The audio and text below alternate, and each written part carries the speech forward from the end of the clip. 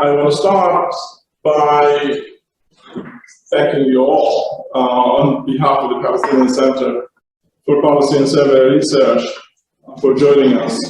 My name is Khalil Shikaki. For those who do not know me, I'm the director of the Palestinian Center for Policy and Survey Research.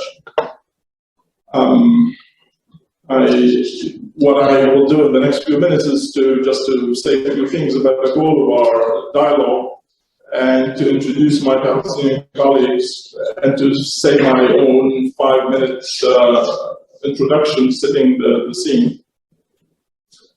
The goal of our joint effort is to explore ways to strengthen the relationship between Palestine and Japan, and to strengthen Palestinian public institutions through doing that through local, regional, and Palestinian Israeli efforts, and to search for effective means that we can strengthen Palestinian society and economy.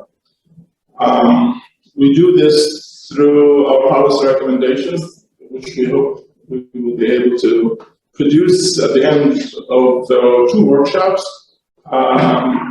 And of course, we are also issuing background reports and relevant documents to our work. Before I make my own 5-minute presentation, to set the stage for our discussion, and then before I give the professor my colleague, longtime colleague and friend, Professor Tayama, who will also introduce our Japanese colleagues, let me introduce my Palestinian colleagues. Sitting in Gaza is my friend Omar Shaban. Omar is the founder and the director of PalThink, which is a Gaza-based think tank.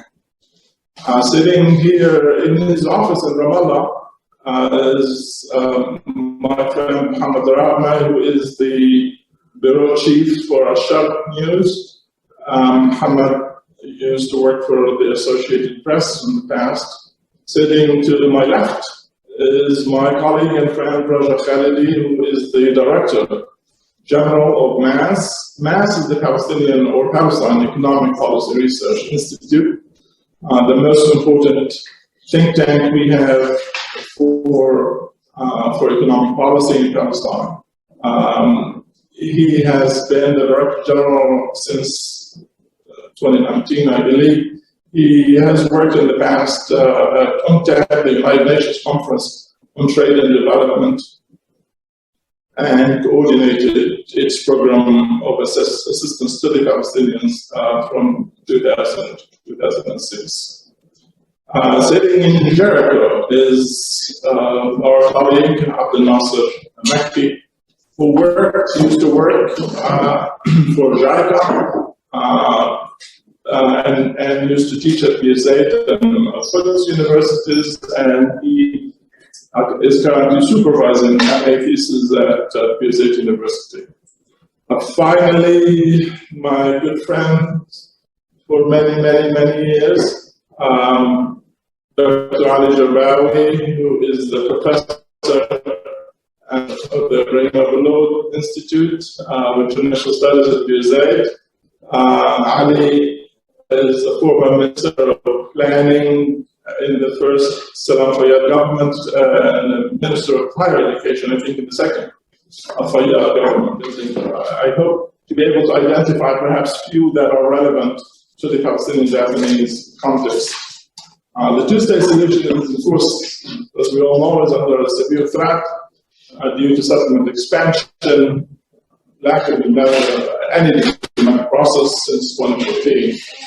On the Palestinian state building, we confront recurring and growing ramifications of 3 threats and shortcomings and problems. The split between the West Bank and Gaza, Hamas and Fatah, that is, a growing slide to authoritarianism and bad governance in our political system. And we also have a weak economy that has recently been threatened by the coronavirus crisis, on top of diminished donor support during the last few years. Clearly, Japan and the international community are equipment to keep the two-state solution alive if they want to. But alternatively, if this is not working, logic says we need to force Israel to confront a choice, either to end the occupation. Obviously, it doesn't want to do that, and the alternative is to grant the Palestinians their equal rights. I think this is something that we need the Japanese government to hear, as well as the rest of the international community. And I say this knowing that the international community really doesn't have the courage, to be honest, to stand up to Israel or force it to make the choice I'm asking it to make. And this, of course, includes Japan, so let's not kid ourselves. The international community obviously is willing to subordinate our rights as Palestinians, our needs as Palestinians, concerns of Israel, and to Israel's politics and needs. As a result, Israel is able to act with impunity. This should not lead us, as independent thinkers, both Japanese and Palestinians, to despair. I think we can identify ourselves jointly, few short and midterm threats and opportunities, and make them the subject of this Japanese-Palestinian dialogue. And here are a few examples. Given, for example, the creeping annexation underway in the Jordan Valley and the threat, perhaps of an open annexation by the next Israeli right-wing government, the gains that have been made through the Japanese assistance during the past 15 years in the Jordan Valley, in the context of a corridor for peace and prosperity, would be lost. Without support, without hope for a better future, residents of the Jordan Valley would be gradually forced out of their homes and property, and investors, including those in the Jericho agro-industrial park, will abandon or transfer their investments elsewhere. We need, as a group, therefore, to explore the policy implications of this, both to the PA and to the government of Japan. A second short to midterm threat is the future of Gaza, with reconciliation obviously becoming less and less feasible. There is concern about socio-economic deterioration in the Gaza Strip, not just political and humanitarian deterioration. So, three threats contribute to this situation: the prolonged Hamas control combined by Israeli siege and blockade, and diminished support by the PA for the Gaza Strip. These three threats weaken, among other things, civil society and the private sector as well. And the current PA and Japanese and international efforts in the Gaza Strip are clearly not sufficient at the moment to address the problems, and we need to explore the policy implications of this and to see what else can be done. Thirdly, given the highly positive perception that the Palestinians have of Japan, as shown in the report that we have issued on public opinion, the positive reporting in the Palestinian media, as the report prepared by our colleague Muhammad Darab have shown, there's clearly many unfulfilled expectations. Japan is obviously the third largest economy in the world, but its role in both Palestinian and Israeli peace and the Palestinian governments is really minor. We need to explore ways of increasing that role, and this should include a discussion of how Japan and the PA can upgrade the diplomatic relationship. And I think this should also be. My first assignment is to introduce my Japanese colleagues. I'd like to introduce them in the order of their presentation. First, Dr. Hiroyuki Suzuki. I think that he's the youngest scholar in this workshop. He's the project associate professor, Tokyo University. Then Ms. Tomoko Oji, editor and senior staff writer, Mainichi Shimbun newspaper, and former Jerusalem bureau chief. I think that she stayed in the Jerusalem for more than 4 years. Then the third, Dr. Aiko Nishikida, associate professor Keio University, unfortunately, that she's affected from the COVID-19, but still that she's attending and taking part in this workshop. Then Mr. Toshiya Abe, I think that he's with you in Amanda, Chief Representative of JICA Palestine Office. And finally, Mr. Kohei Tsuji, NHK Japan Broadcasting Corporation Washington correspondent and former Jerusalem Bureau Chief. He's attending from the Washington.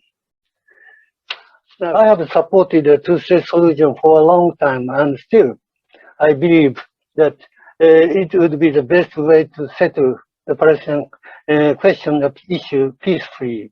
However, as Dr. Skaki explained, the very foundation for achieving a two-state solution has been significantly eroded for the last 10 years or 20 years. Israel has continued de facto annexation. It seems impossible for Fatah and Hamas to reconcile. The humanitarian crisis in Gaza has further deepened, and next round of military confrontation is perceived as a matter of time. Much anticipated parliamentary and presidential elections in Palestine have been postponed, and the PNA has almost lost its legitimacy. In this context, already partly that Dr. Skaki answered, but I'd like to ask my Palestinian colleagues the following questions, 3 questions. First, how do you assess the current situation? More specifically, to what extent do you think a two-state solution is feasible? Second, what is an alternative to a two-state solution? Usually, a return to an armed intifada or a one-state solution are perceived as an alternative. Do you think either of them is more feasible than a two-state solution? Then the third and last question is, given the fact that Israel's occupation will continue for many years to come, how can you maintain the vitality and order of the Palestinian community? 2 years ago, the Middle East study team headed by me and organized by JIA, Japanese Institute of International Affairs, produced a policy recommendation paper. A copy of the paper has been already distributed to you in advance. Based on the assumption that there will be no breakthrough in the peace process in the foreseeable future, we have suggested that Japan should take a two-way approach to support the Palestinians. The first approach is continued kind of the conventional assistance measures aiming to strengthen governance by the PNA, such as capacity building and financial assistance. This can be called as a top-down approach. The second approach can be called as a bottom-up approach, aiming to enhance the resilience of the Palestinian people and society from the individual or community level. In order to overcome many difficulties and challenges, the Palestinians should increase resilience so that people and the community can recover from shocks as quickly as possible. First, Japan is greatly appreciated by those who are very close to their work, especially in the government sector, in the local government sector, health and education. All they have good feedback about JICA intervention. Second, people appreciate very much JICA decision not to stop their work in Gaza by the divide, like many other developmental organizations. They continue to support and to work in Gaza despite all the difficult context. Having in mind their intervention has been decreased in the past couple of years, but they continue to work in Gaza, having in mind the humanitarian crisis in Gaza. Third, as I wrote in my paper, as I found it, that Japan become a pioneer in some sector. They don't do everything, but they do some specific thing in a very high quality intervention, mainly the cell treatment sector, and how to overcome the dangerous or the risky residual from the hospital. They become a pioneer, and other donors like Norway have followed the steps of Japan in that way. There are 2 stations in Gaza which handle 2,000 kilo of medical solid every day. Before it was burning by the hospital. So we need to keep this. And also the work in the education sector, in the hospital, in the health sector. And as somebody told me that the Japanese intervention in Gaza has been very flexible. They want to provide the material for the COVID, then they were convinced that in Gaza there are so much vaccination, and they changed their intervention to provide medicine to the cancer patient, which is highly needed in Gaza. And as I wrote in my paper, before a couple of years ago, there were 100 medical referrals from Gaza to West Bank every week. Now there are 500 medical referrals every week, which means that, and this reflects the bad situation of the health sector in Gaza. So more and more people want to go outside of Gaza. And the second reason, many of the good doctors have left Gaza. So the intervention in the health sector is highly appreciated by the people. Before I finish my statement, as I wrote in my paper, 3 areas to be improved. One is the civil society. JICA did not involved in civil society, and we asked this to Mr. Tushaya. And I don't think that there is any development process can happen in any country without working with civil society, especially in Palestine. Civil society has been playing vital role in West Bank and Gaza before the establishment of the PA. Civil society is a key service provider to the society in Gaza, especially in Gaza, because during the war, and Gaza has been subjected to 4 wars, the government disappeared. So the only service provider who remains on the ground are the civil society. And there are more than 1,000 civil society organizations in Gaza who are independent, not affiliated with any political faction. So there is a need for JICA to partner with civil society, and there are so many ideas where civil society needs in support from JICA.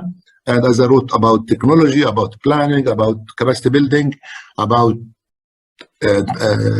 providing software, and through the civil society, JICA and Japan can reach to the large society, to the women, to the handicapped, to young people who suffer a lot of high level of unemployment.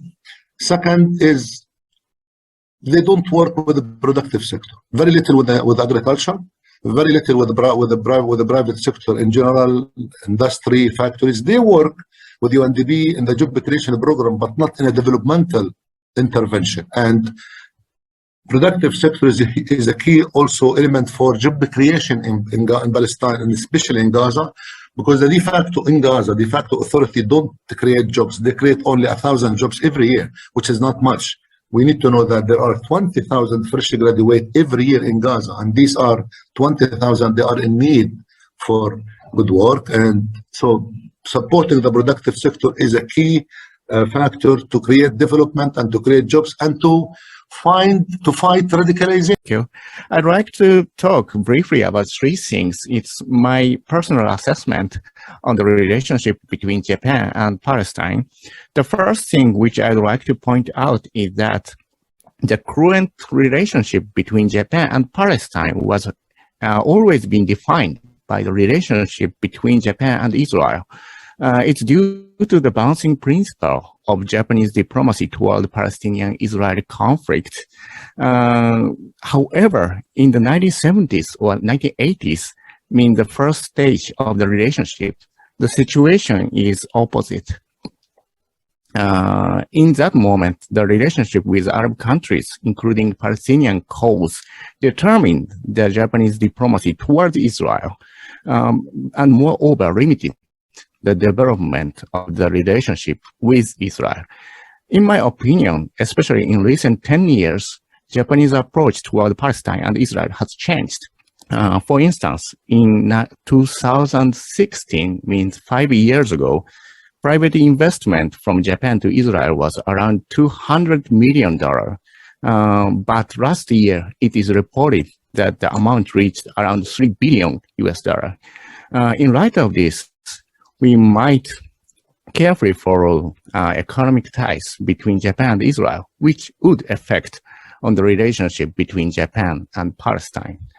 And second, I think that the human interaction has been the key for further relation development between Japan and Palestine. Of course, Japan has been eager to provide financial assistance, technological support, and emergency aid, especially for the Gaza Strip.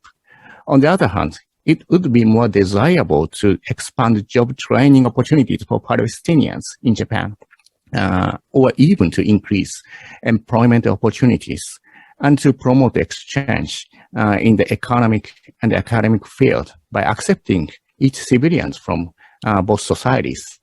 Still, there are many administrative barriers between us, including entry visa or residence permit.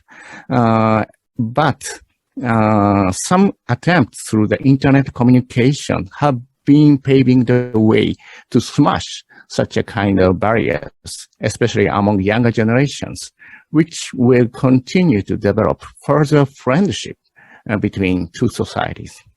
And lastly, I'd like to point out the issue of collaboration in Japanese side. The relationship between Japan and Palestine is not only official, but also civil society based. However, activities by Japanese civil society organizations are often resemble each other and tend to compete with each other in distributions of funds. But on the same time, since the activities of Japanese civil society organizations have been successfully in areas where Japanese official institutions cannot be involved, such as education support in East Jerusalem, it is desirable to be able to support such activities, or at least set some common objectives in Japanese side. So this is my Japanese side. One of the major unique projects that was funded by Japan was the mosaic in Jericho, and that was resonated widely in the Palestinian media through 4 or 5 years, the latest 4 or 5 years. There were reports about how important this mosaic for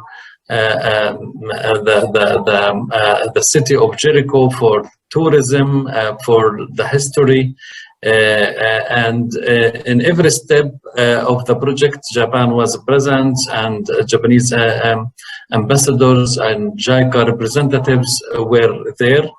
In addition to that, the projects and the humanitarian projects that they inaugurated in Gaza were widely covered in the Palestinian media. The Japanese initiative, the industrial and agricultural city in Jericho, has been an issue, major issue in the Palestinian media, and was widely reported, including major high-level political meetings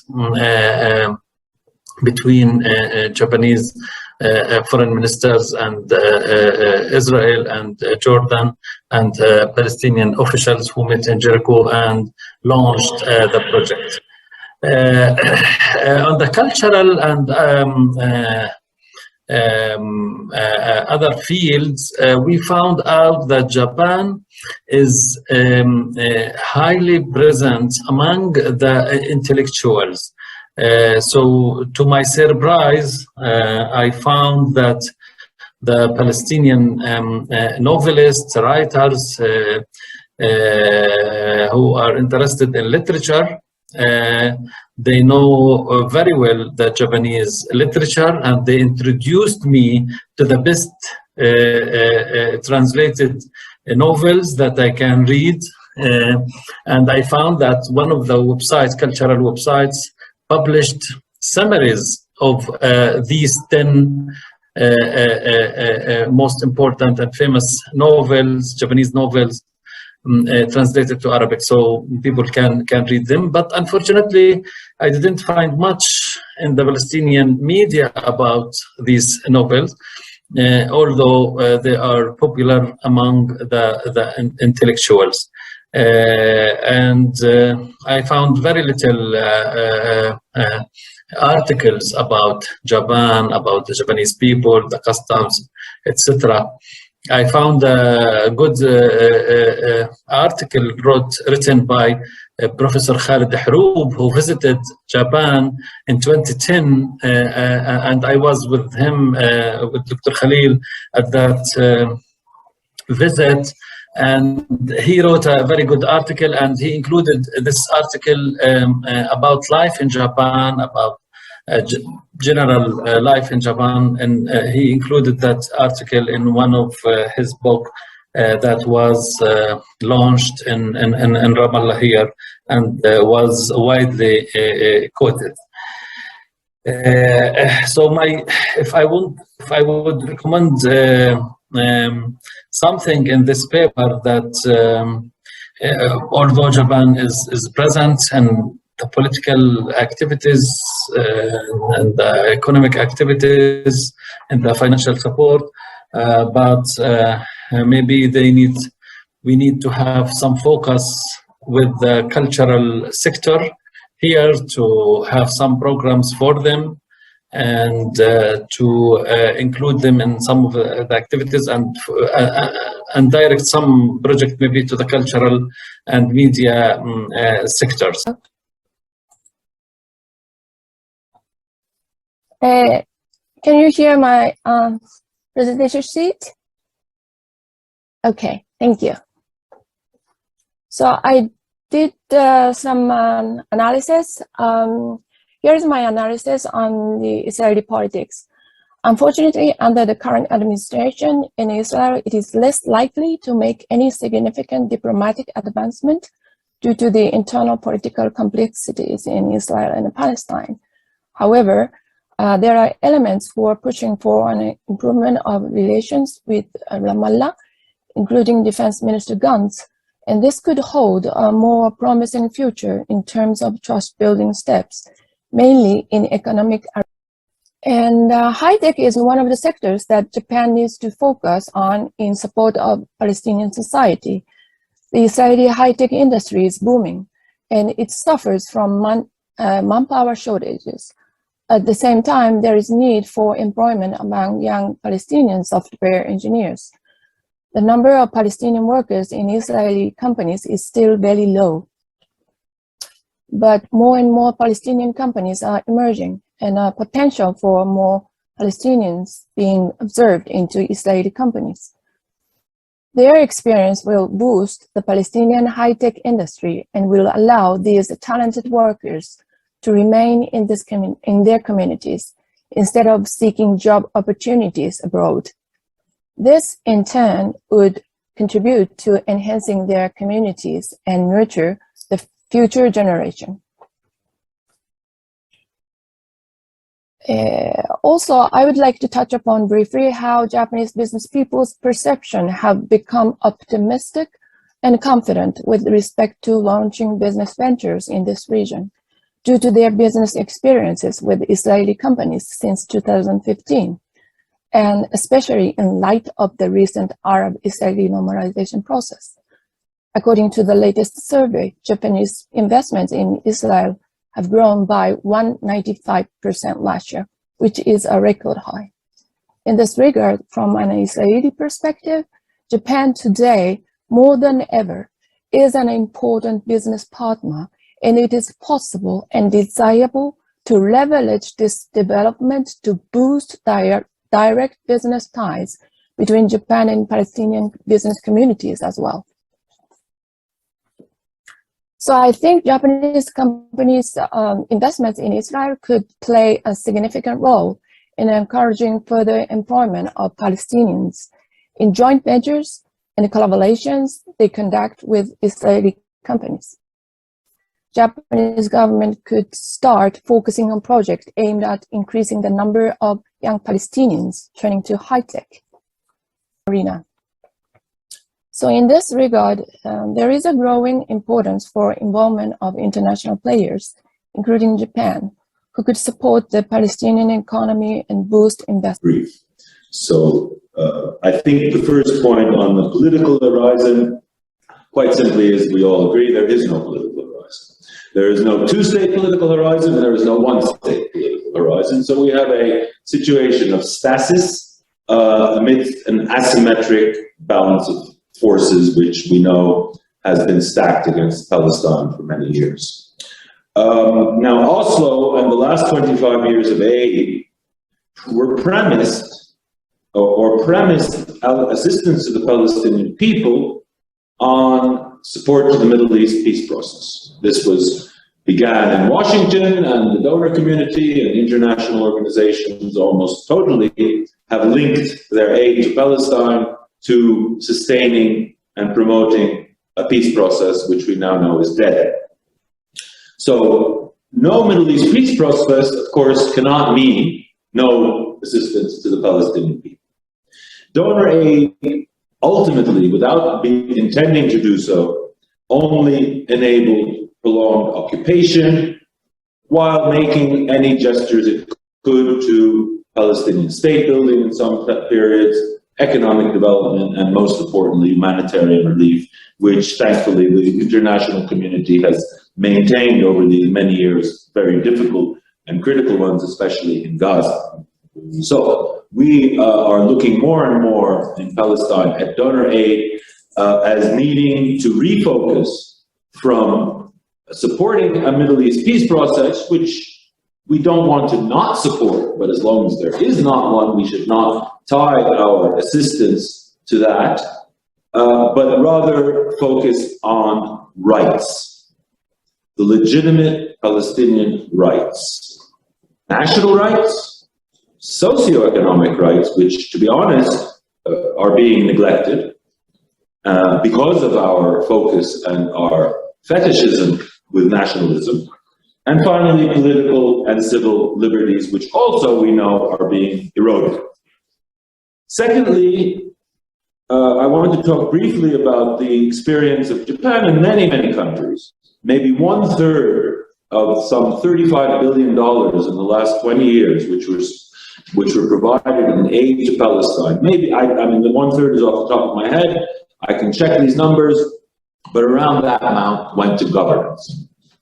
So we're talking about PA institution building, judiciary, and a whole range of budget support and other governance support measures. And this was not particular to Japan. In fact, many other countries were much more engaged than Japan. However, we have found that this is a costly form of aid. Supporting government institutions which provide mediocre services, to say the best. At the same time, you're providing governance to a government which has very limited economic policy space because of Oslo and Paris and because of areas. Thirdly, we're continuing to provide a governance aid in a situation of political stasis, which engenders over time institutional degradation, and we see that in the quality of governance, of economic and other governance.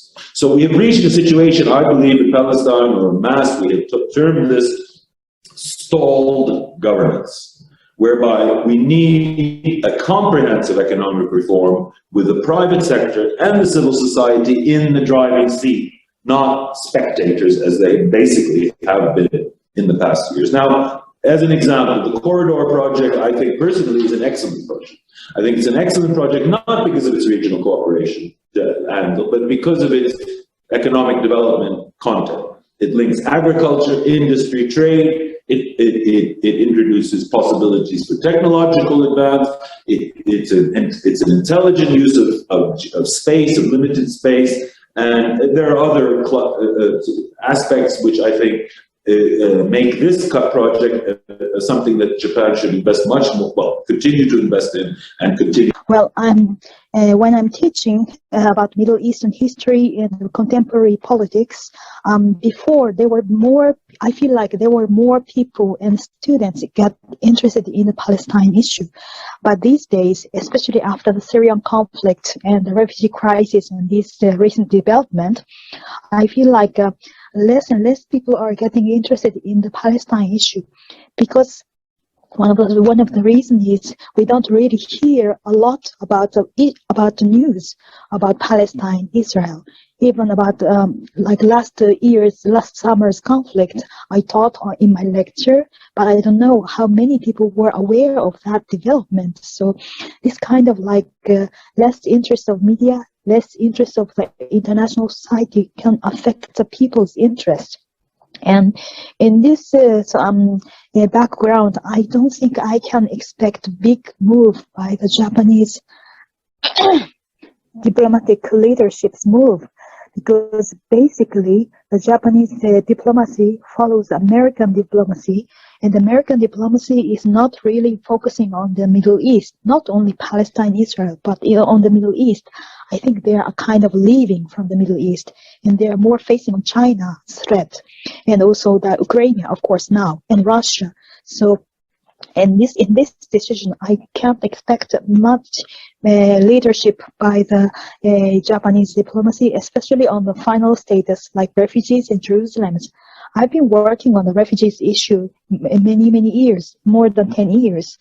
And I saw many like hardship cases. And of course, there are like several Japanese NGOs which are working still hard to help the Japanese Palestinian refugees.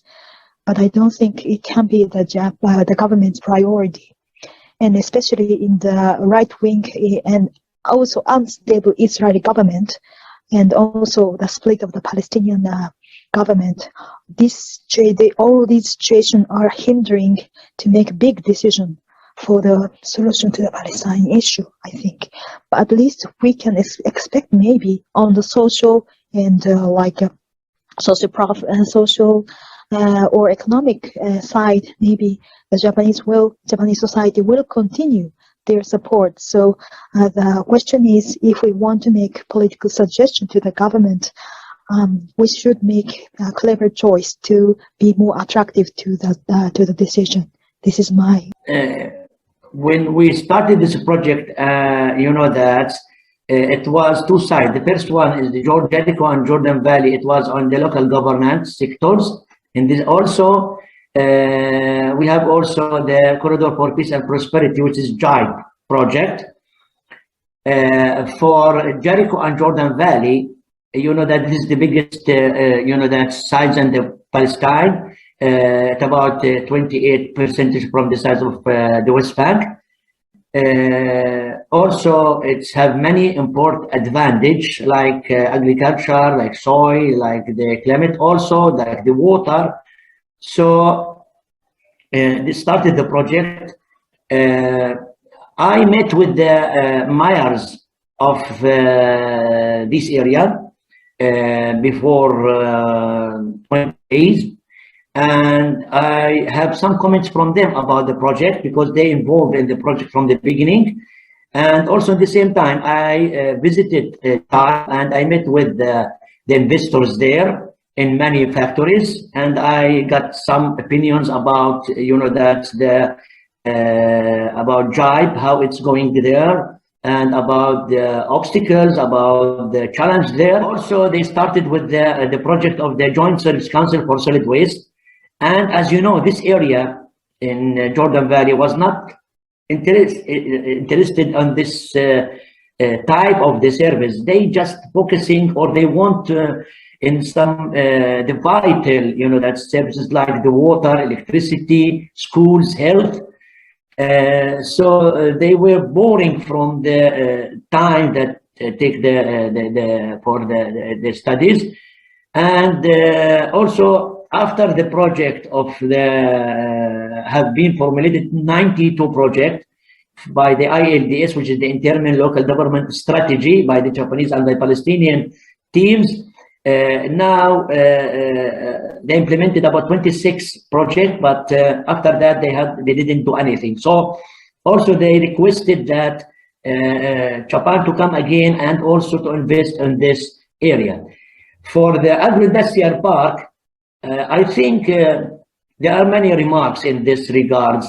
Some of the investors was that's complaining from the electricity, the cutting of the electricity, the price. I put all these things in my paper, and I put also some of the general evaluation about the local government project, like it's for the time, it's the time for the content, and for the results, and that for sustainability. Some of the projects that have been done there, I think there is no sustainability for this, and I think from the beginning it should be studied before that which type of the project that will be suitable for Jordan Valley. But even that, I want to say something, even from my experiences there, I think Jericho and Jordan Valley, they appreciated the Japan government and they appreciated JICA. And if you go to Jericho and Jordan Valley, you could see that there are many remarks and many projects there. And even the people, they are talking about the period from 2006 until 2015 or 16, when Japan was there and JICA was, construct many of the projects, and now we are focusing for the agro project, joint project. I'd like to brief about what JICA is doing, has been doing, and what we are thinking for the future. JICA, under the policy of Japanese government, has been supporting the two-state solution. We have extended a lot of projects. Value of a granted assistance reached the 34 billion Japanese yen, which is roughly 300 million US dollar. And we gave the opportunity for training for the 6,700 Palestinian in last around 30 years, including the training in Japan. It's a really huge number for our capacity building project. And now we are working for 3 priority areas. First one is human security and social services, including healthcare, education, and protection for vulnerable population, including handicapped person and refugees. And the second priority area is the governance, to raise the financial situation or local governance. And the third area is economic development, industry, agriculture, tourism, and hopefully for fishery in the future. And based on our mission, which is a human security, we're being extended a lot of projects to Palestinian people for last 30 years. And the two-way approaches, which was introduced by Professor Tateyama, both the top-down approach and bottom-up approaches are still relevant to our cooperation. That is alive in our cooperation, and helping the Palestinian Authority to raise their capacity, develop their capacity to enable their social services to the people, which makes life in safety and the dignity of the people, and also the supporting the community directly to the people. And for the future, yes, we have a lot of idea, and also prior to this discussion, we had a very interesting dialogue with Mr. Omar. He made us a great idea or recommendation. Yes, we have to raise our public relation capacity. We need to be more room for more effort to raise the visibility to both to the Palestinian people and Japanese people, to expose our collaboration with the media both in Palestine and Judea. And we have done a lot of these. We are connecting the Palestinian people and Japanese people using some IT or seminar, internet seminar, and introduce some event to a Japanese culture event to a refugee in the refugee camps. Now we're doing much more effort in this regard. And also that, as Mr. Daragime mentioned, that we have a very important cultural project, tourism promotion, which is in Sham Palace. That is a kind of a heart of Palestinian people. And I believe that that is one of our most excellent project in the field of agriculture. You recommend to visit this invaluable place for future. Also, the two-state solution and hiding behind it means that this international aid needs a prior approval from Israel.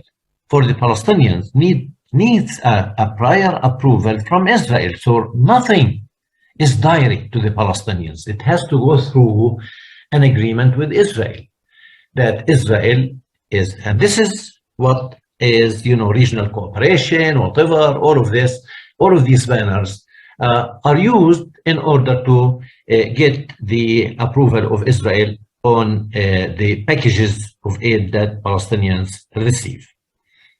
Now, if the two-state solution is no more, if we know that the international community doesn't want to pressure Israel politically, how is a two-state solution? The question is, how is the two-state solution is going to happen actually if the international community wants it to happen without pressuring Israel, without exerting the necessary pressure on Israel?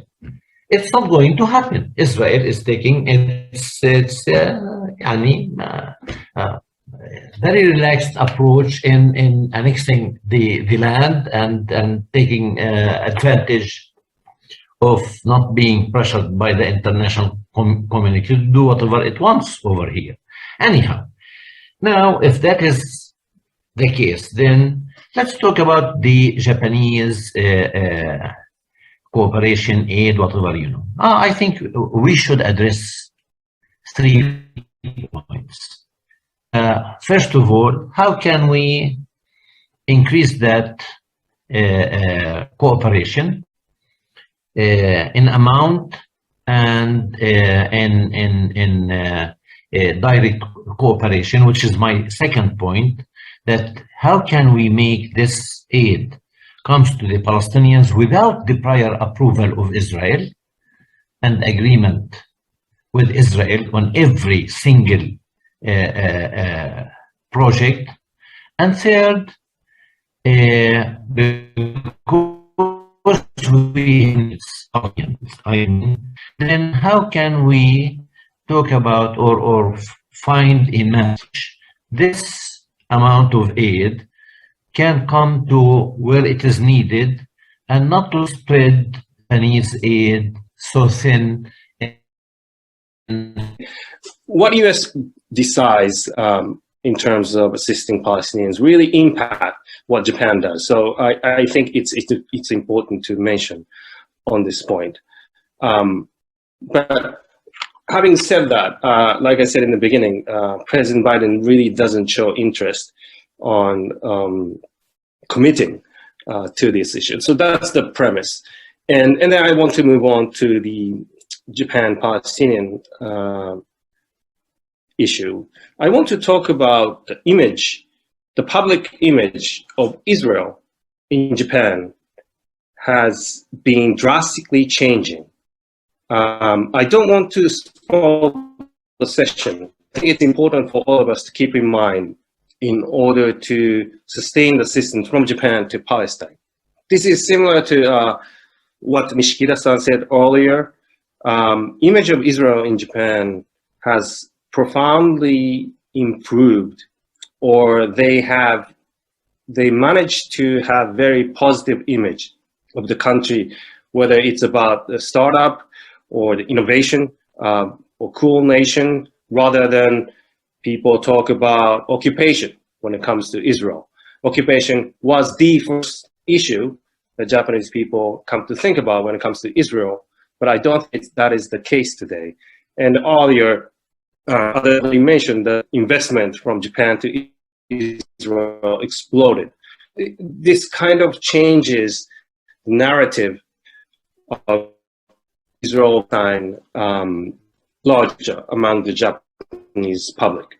So I want to talk about how to manage to continue the support coming from Japan to Palestine. I want to talk about another change in the premise. I was in Jerusalem from 2011 to 2014, and that was the exact timing where the Arab Spring was happening across the Middle East. And who tests an issue in the Middle East. But after Arab Spring, it became one issue. Media coverage has reduced. People have less interest in this cause, and we need to make more effort to convince Japanese public that it's important to continue to support this cause and continue the assistance. After spending time in Jerusalem, I came back to Japan and I became in charge of Ministry of Foreign Affairs. And at that time, that was 2017, 18, 19, Foreign Minister was Taro Kono, who was very pro-Palestinian, who is very informed about this issue, who's very enthusiastic about committing to this issue. But even under Foreign Minister Taro Kono, those who were handling the financial aid and assistance to Palestinians, Japanese government officials were they were struggling to come up with the explanation to the Japanese public that it's important to keep the amount of aid coming to Palestinians, even after these drastic change of the geopolitical situation in the Middle East. Understand. And I want to come back to the issue of the US. There is a drastic change in this among the public and politicians about this issue. You know, it has long been believed to be a political suicide for any politician in the US, including the president, to seriously challenge Israeli aggression. But I think that is very slowly changing. We see a seismic shift to pro-Palestinian congressmen and women in Congress, especially among the progressive Democrats, like Bernie Sanders or like Rashid Tlaib, Alexander Ocasio-Cortez. Those people, they come up and speak openly against Israel. And this is not only about these progressive politicians. This is coming from two levels. It is not only about the politicians, but this is coming from a grassroots level. I think the numbers speaks larger than words. I want to give you one poll that was conducted last year by Nielsen. The question was if people think that US must apply more pressure on Israel, including withholding aid. So number of people who answered yes among the Democrats reached 43%, whereas among the Republicans, it was only 6.3%. But 43% answered that US must apply more pressure. So there is a growing change among the public sentiment and about pro-Palestinian or anti-Israel or critical about what Israel is doing. And I think it's important to make this kind of thing happen in Japan as well. Please don't get me wrong. Japan is very pro-Palestinian country. I think that in general, Japan supports Palestinian cause. That is the case. But for the reason, as I mentioned earlier, many backdrops are changing. So I don't think we should take it for granted that same amount of aid is going to continue to come to Palestine.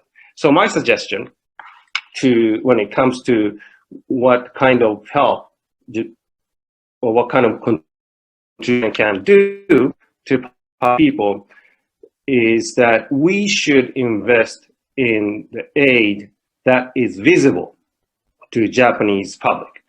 It is not enough to be appreciated by small group of people who are involved, whether it's Palestinians or Japanese. I think it needs to be visible that Japanese assistance is appreciated and actually making an impact among the Palestinians. And how do we do that?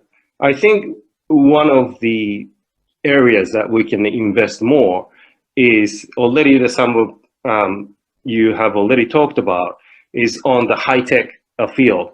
This is the area where we don't have to worry about being disturbed by Israelis. When I see a JIPE project in Jericho, I have witnessed and seen, and I filed many stories about how Israel is being obstacle to make things happen in this great project.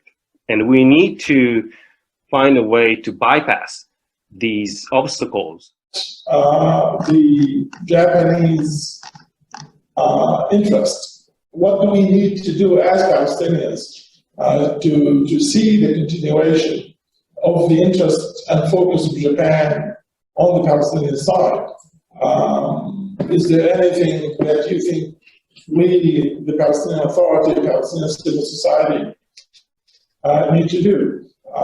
We also heard things about the limits. In this case, the limits to what Japan can do. The road, for example, for the Jericho Park, that is part of one of the essential components of the corridor for peace and prosperity. Why is Japan unable to put pressure on Israel? Is this something because Japan does not, because of the US link, because of other concerns? Is there anything that the Palestinians can do themselves to make it possible for Japan to put the kind of pressure needed, for example, to allow a new road? A lot of the work is being done in the park depends on their ability to export their products, and the road is one critical element in that process. But Japan had found it very difficult to do that in the past. These are things that certainly we welcome any contribution from our Japanese colleagues on that could help us begin to understand. First, what we need to do, both as individuals and civil society, but also as the Palestinian Authority, and under what conditions would Japan be in a position to use leverage against Israel, even in small things like the current aspects of Japanese assistance, and perhaps for any more ambitious plans or initiatives that we might want Japan to undertake. In all cases, it would require that Japan uses leverage against Israel to make Israel more willing to do things that Israel might, under normal conditions, might not want to do. Professor Zetian.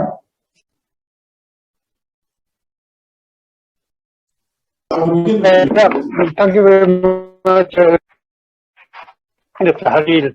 Yes, I think that many issues have been discussed this workshop, and most of them are very important, and some of them are very challenging because, for instance, the eroding Japanese public interest in the Palestinian question and in the Middle East. I'm not sure how to deal with this problem, but still that there are some people here in Japan who have interest in the Palestinian issues, and maybe more than 5 or 10 NGOs, civil society NGOs, try to support Palestinian people in the occupied territories. And one thing I'd like to add is that the situation in the East Jerusalem, the situation facing the Palestinian people in the East Jerusalem, Professor Suzuki mentioned briefly the Japanese NGOs assistance for the Palestinian people in the East Jerusalem. And yes, it is very difficult for the Japanese government to provide assistance to the Palestinian people in East Jerusalem because they are not under the PNA's jurisdiction. Therefore, they cannot provide the assistance to the Palestinian people through the PNA. Of course, Japan has provided support for the Palestinian people through a special arrangement or under the special scheme, but the amount of money or amount of assistance is quite limited, and the number of the projects is also limited. But still, I think that the Palestinian society in East Jerusalem is very important. I'm not sure that as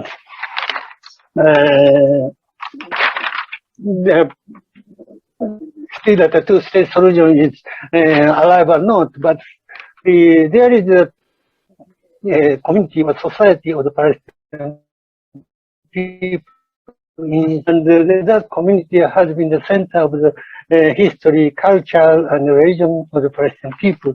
Therefore, how to keep the Palestinian character in the East Jerusalem is very important. So I am wondering, I'd like to ask to discuss.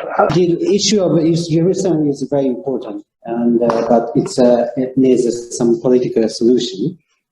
At the same time, that Japan has been working to exert some influence as a mediator to facilitate, especially in the case of JICE.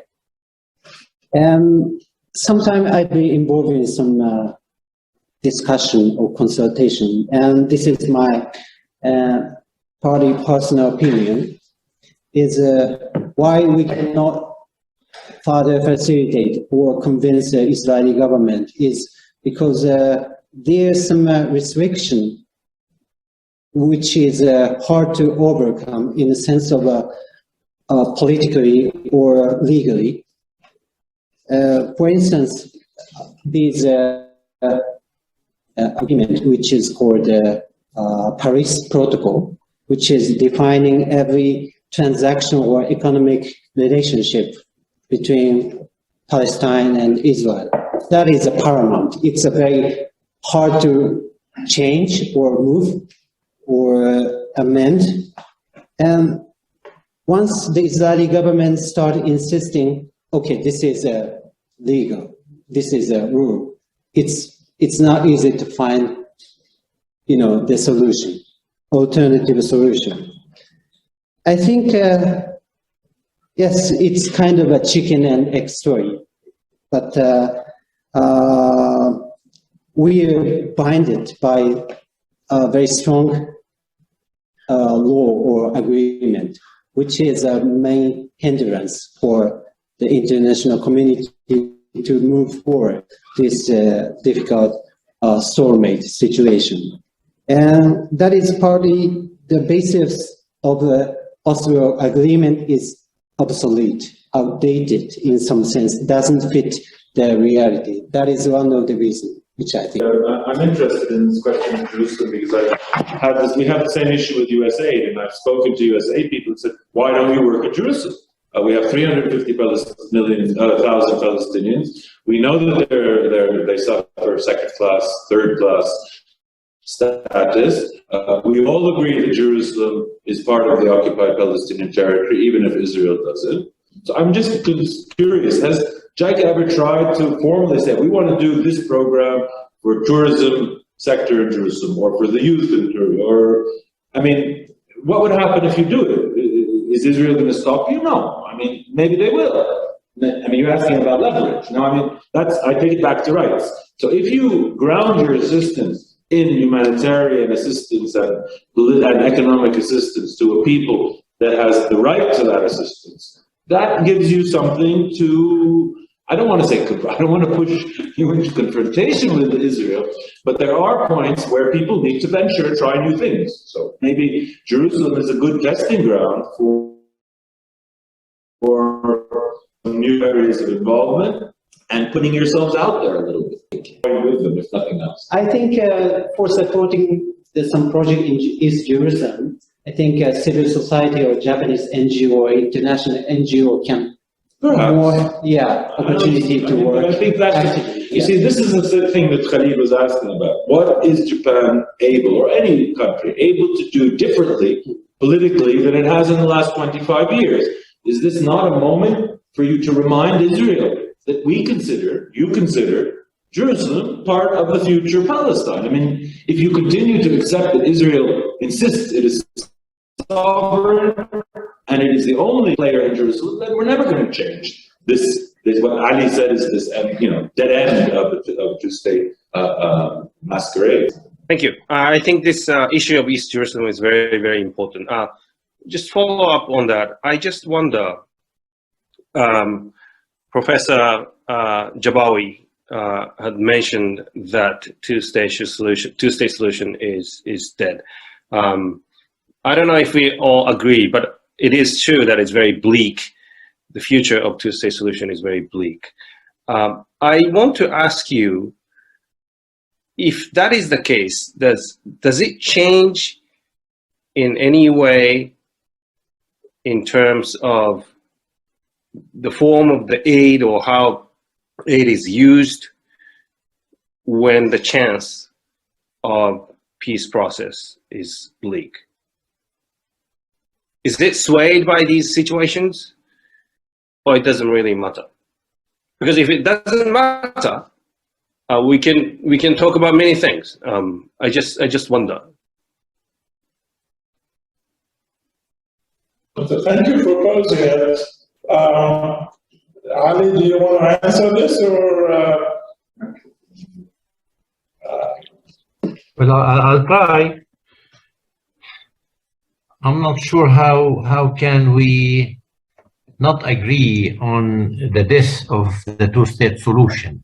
But I think this is my point, that the international community keeps talking about a two-state solution because it's an easy way for not doing anything. If you don't want to pressure Israel, then a two-state solution, confidence building measures, whatever, economic peace, all of this can be on the table. But if we reach the conclusion because you were over here 10 years ago, you could testify to the fact that the two-state solution is impossible, basically. On the ground is impossible. How can we, do you think that Israel is going to dismantle one settlement with no pressure from the outside? So the two-state solution is out of the question. It's so clear to Palestinians living over here that it's not going to happen, but it's keep popping up because the international community likes it to be there. Now, under that slogan, two-state solution, the international aid has been used for a low intensity conflict.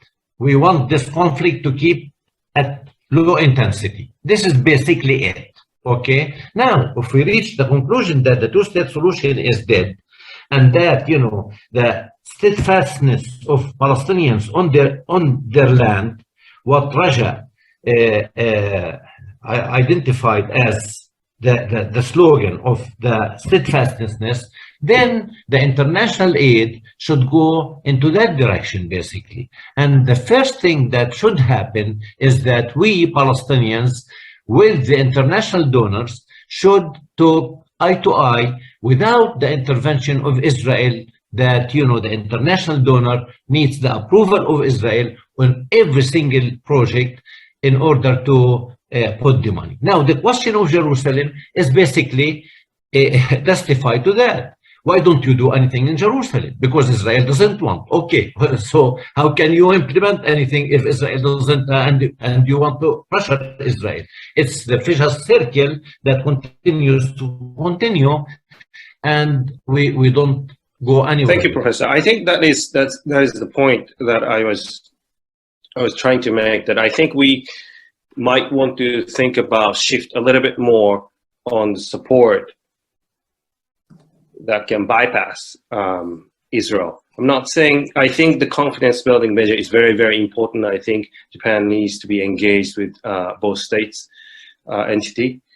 But at the same time, I think the focus of the aid needs to be put more emphasis on the kind of support. Okay, just I want to also support Dr. Ali about his opinion for the two-state there. I think also, if you have something on the ground, like examples, many examples we have faced in JICA, even that, when I was working in JICA, like in Jordan Valley, which is a sea area. When we started to construct one of the local council in Jiftlip, which is one of the biggest, you know, that's like towns on Jordan Valley, it took about 3-4 years in order to construct the local council there. It's a building. And also at the same time, in the agro-industrial park, for the access road, the Israeli put all obstacles for this. They, many things, they put it like obstacles in order not to go ahead with this road. Also, if you go around the West Bank now, you could see in Hebron or in Nablus, what the Israelis going now, what they are doing. They are doing bypass road, even in Arub, Bet Ummar, in Nablus. So in that case, how could things that Israeli want, even the peace itself, not this two-state. Until now, the Israeli is thinking in with another way, not like what the international community want, that they want to enhance the peace. So I think even it's also implemented in Jerusalem, in East Jerusalem. As a JICA, I work there. From my experience, we did many things in Jordan Valley. But when we did something, we should have some, that we should have the permission from the Israeli. But on the Jerusalem, we didn't do anything from my experience.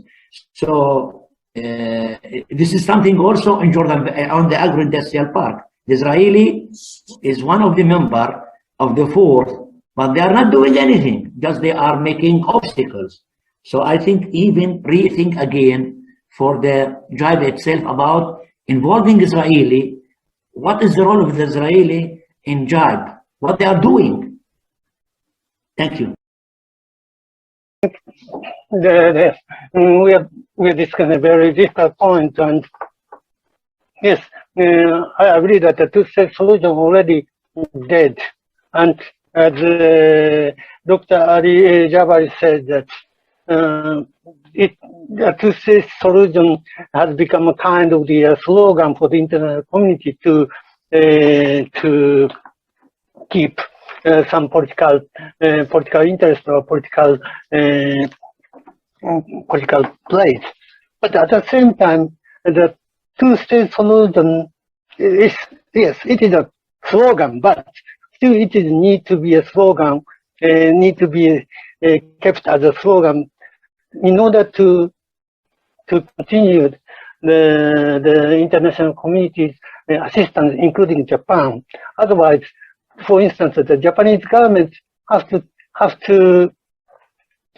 support the Palestinian people from their own budget, and the budget comes from the tax, and the tax comes from the Japanese people. So therefore, the Japanese government has to persuade the Japanese people that this amount of money would be allocated for the Palestinian people, and to do this, you need to have a kind of a slogan, or at least a justification.